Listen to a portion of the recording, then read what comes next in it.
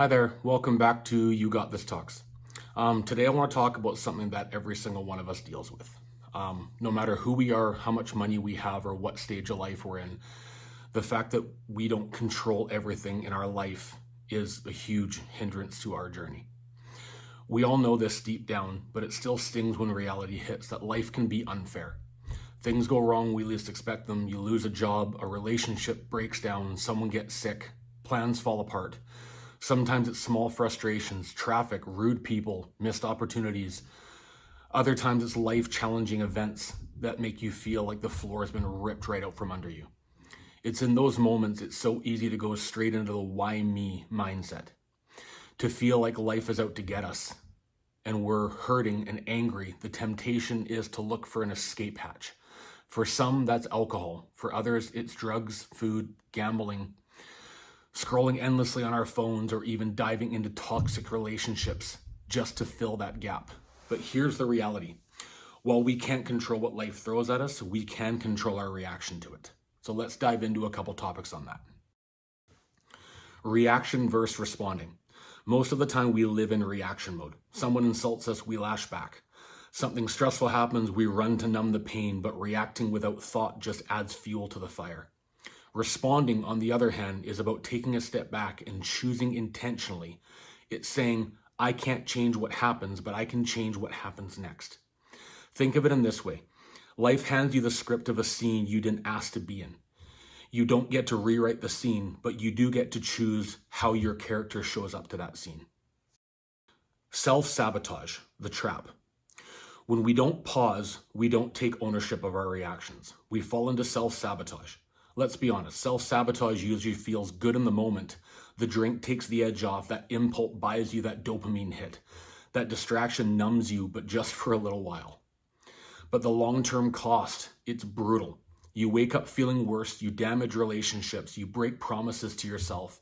You build a cycle where every time life punches you, you punch yourself right after, rather than turning around and thinking about what can I learn from this to make myself a better person in the long run.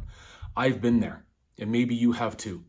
That's why I'm here saying this. Breaking that cycle doesn't start with controlling life. It starts with controlling ourselves and controlling our reactions to what life gives us. Choosing better reactions. So how do we do that?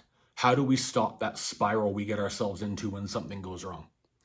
1, pause before reacting. Even if it's just a deep breath or counting to 10, that space gives you power.